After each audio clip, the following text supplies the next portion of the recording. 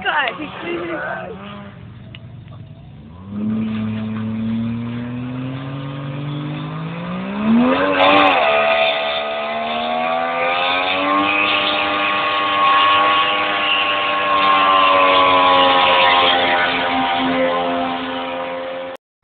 We all know about the famous rotary engine and how Mazda was one of, if not the only pioneers in modern rotary technology.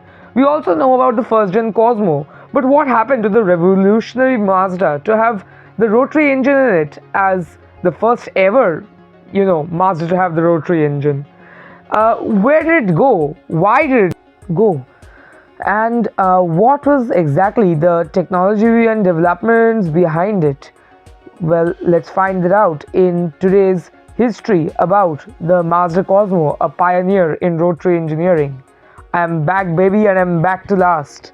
Let's go.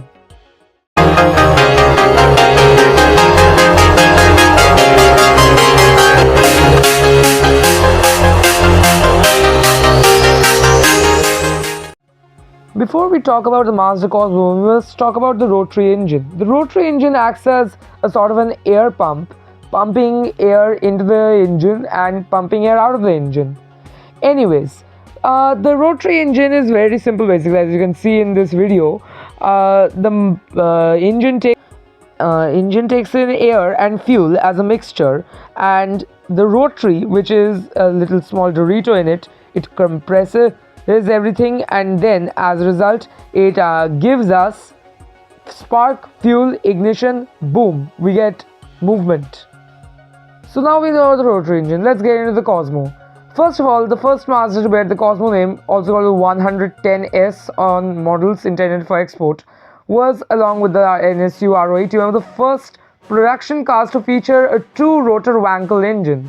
A prototype was presented at the 1964 Tokyo Motor Show, 1 month before the 1964 Summer Olympics, and after the introduction of the NSU Spider at the Frankfurt Motor Show, 80 pre-production Cosmos were ready to be shipped to the dealer with two transmission options, a 4-speed manual and a more sporty 5-speed manual. Full production began in May of 1967 and lasted through 1972. The Cosmos were built by hand at a rate of about only one car per day. A total of about 1,176 cars were built, 343 Series 1 cars and 833 Series 2 cars. The car was also featured in the show The Return of Ultraman, and the world's first mass-produced rotary car. The Cosmos was a revelation. It was lightweight, futuristic, had a very high revving engine, and with a cab-forward profile, it turned heads. While not a racing champion, the Cosmo Sport did have some phrase into motorsport.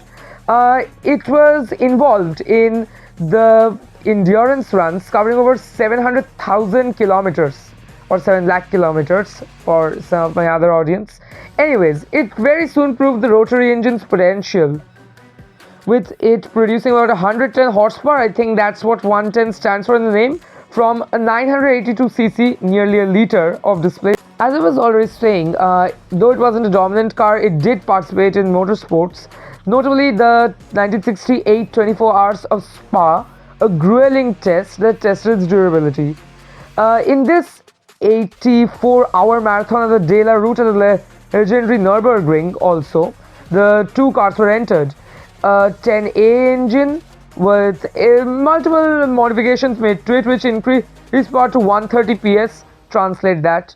I probably won't. Anyways, the best it ever got was a 4th overall finish, and for a low production, about luxury sports car, sort of luxury at the time, what have you. Anyways, it was a pretty good, showing.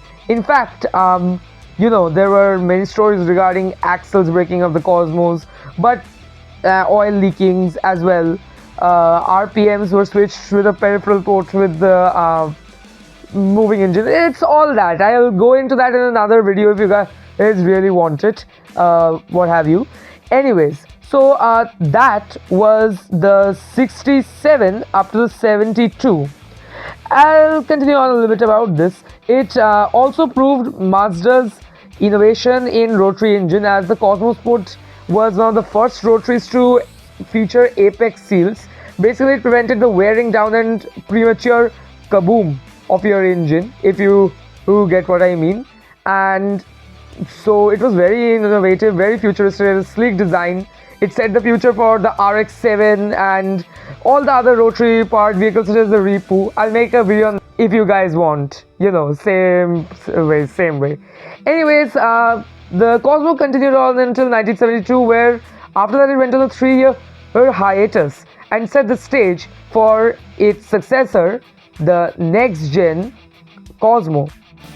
Think back to 1967, the world's looking at MGBs, Triumph Spitfires, we got iron blocks, cars that rev to at least 4,500 RPM. Mazda comes out with this incredible lightweight twin rotor rotary engine sports car. This thing revs to 7,000 RPM. This is technology the world hadn't seen.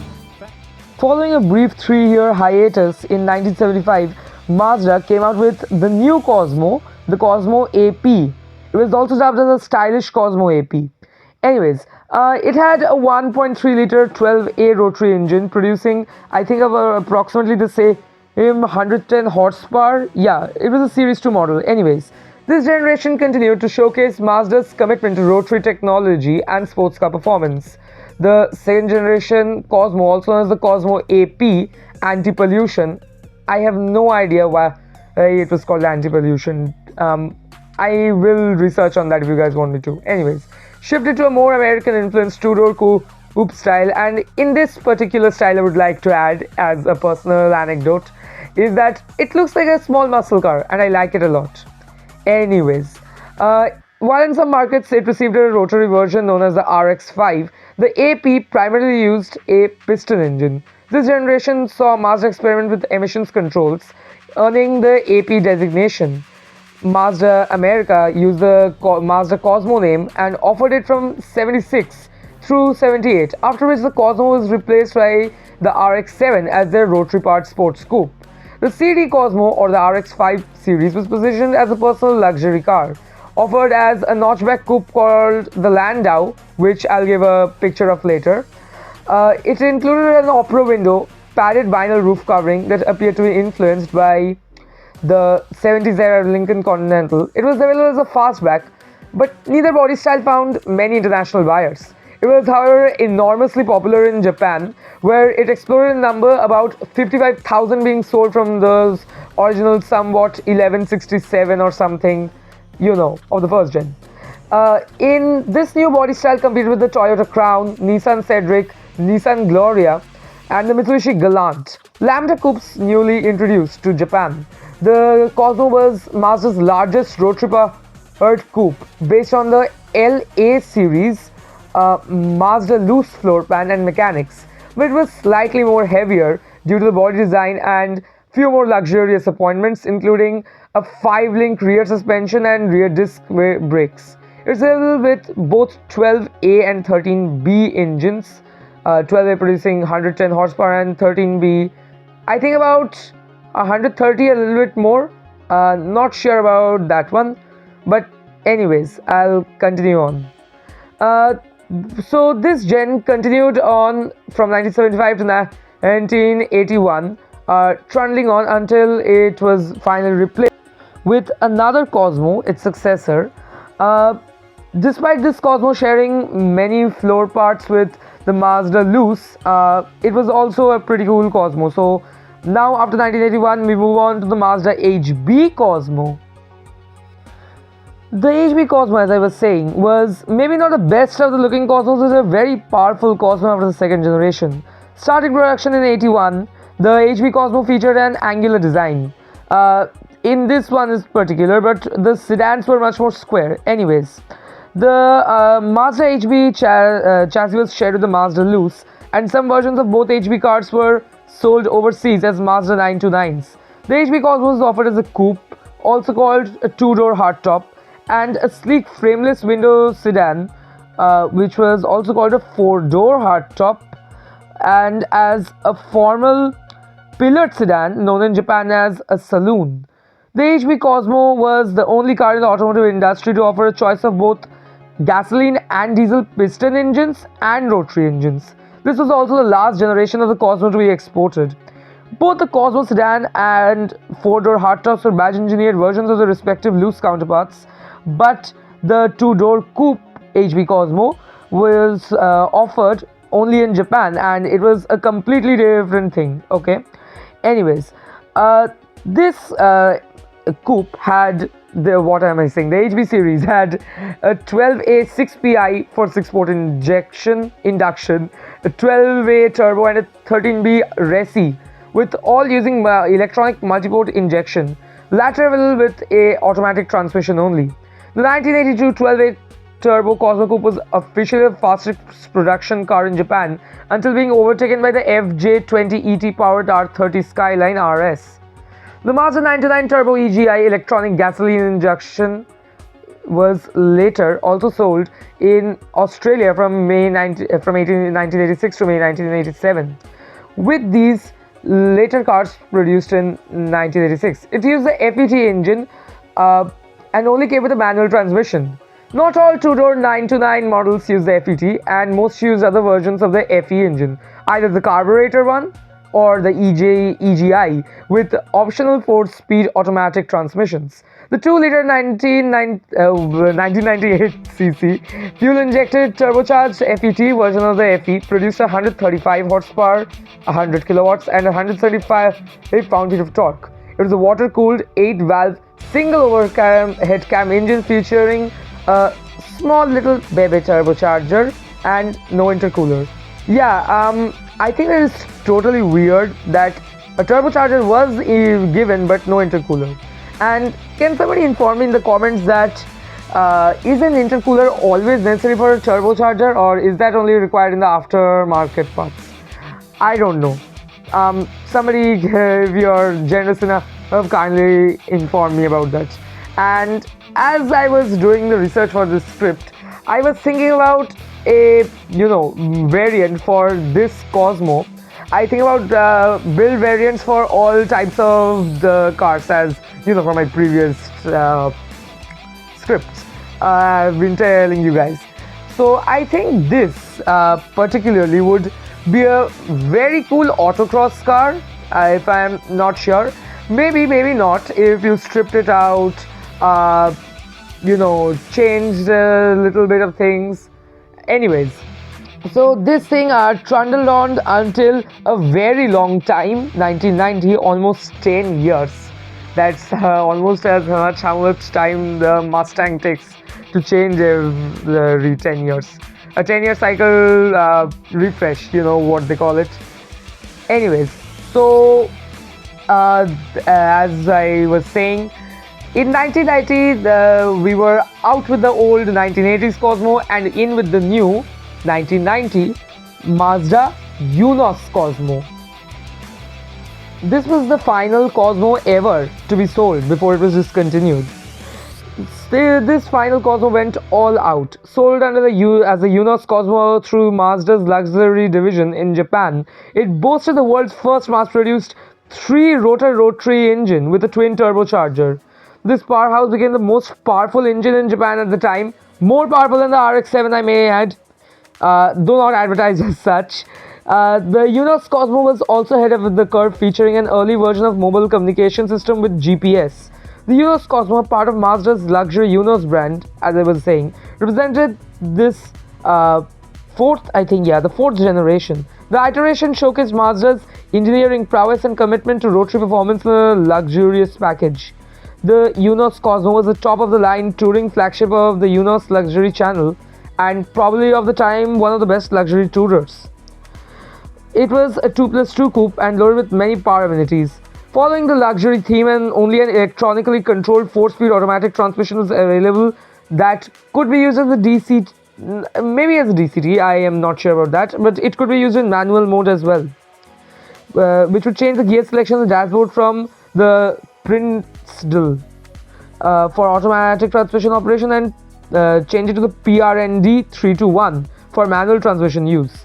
In Japan, its sole market sales were affected by the fact that it no longer complied with the dimensions regulation, and Japanese buyers were liable for yearly taxes on driving such a large car compared to the previous generations. Compounding matters further was the Japanese asset price bubble burst. The economy crashed in Japan and it was a very bad time to have luxury cars then. Two engines were available. Both were installed with twin sequential turbochargers, the two-rotor 13B RE and the three-rotor 20B REW. Triple-rotor 20B had 2 liters, about 1962 cc of displacement, made it the largest capacity rotary offered for sale ever by Mazda, and it produced about 276 horsepower and 403 newton meters of torque, with twin turbochargers sourced from Hitachi of all companies. Wow, I'm surprised. Anyways, two trim packages were offered: the S Sport, offering a firm suspension consisting of control arms in the front and a multi-link rear suspension, and along with this there were cloth inserts added to the leather interior and a full-length center console accommodating 4 passengers, as in a 2+2 coupe configuration. Anyways, it offered the E or Elegant offered a softer tuned suspension and leather upholstery. The Cosmo was speed limited to 180 miles per hour to suit Japanese regulations, but the REW version was capable of doing a lot more than that, at about a maximum of 255 kilometers per hour, 158.4 miles per hour if given a free run without that pesky speed limiter. With over 380 newton meters at one of the trim levels of torque available at just 1800 rpm, the Cosmo could launch from standstill to a freeway speeds quickly. However, this was extremely harsh on the fuel consumption, as you can imagine. This JAC Cosmo was expensive even by today's standards, as Mazda still has not matched the sales price of this car some 22 years later for anything else in its range, meaning that Mazda has not sold anything as expensive as this since the Cosmo. Wow. Well, that was just interesting. Anyways, guys, now I'll talk about this legacy and impact. While the Cosmo series had limited production numbers, it played a pivotal role and it was a vital testbed for the rotary engine, Mazda's new technologies, got that interesting GPS. So the Cosmo, you could say, it was a very special car. The spirit of the Cosmo still lives on in Mazda's dedication to innovation. Maybe not now as much as about a few 20 years, like when they were first producing the Miata and such. But hey, that's what you get for losing sometimes. Anyways, Mazda Cosmo was a groundbreaking rotary engine sports car, and that's all that is. These are the sorts of things that put the Japanese auto market on the map, certainly put Mazda on the map as a kind of company that simply doesn't follow the road that everyone else travels. We always done things our way. It started with a car like the Cosmo, and then today we look at 1 million MX-5 Miatas on the road. We haven't stopped and we're not going to stop. So due to time constraints, I will not stretch this out much longer, but I'll say in the final build idea, I think it would be great to make a Cosmo into a drift car. I think that would be extremely cool. And so guys, that was the video and I hope you like it. It's been very long, but anyways, I'll see you in the next one.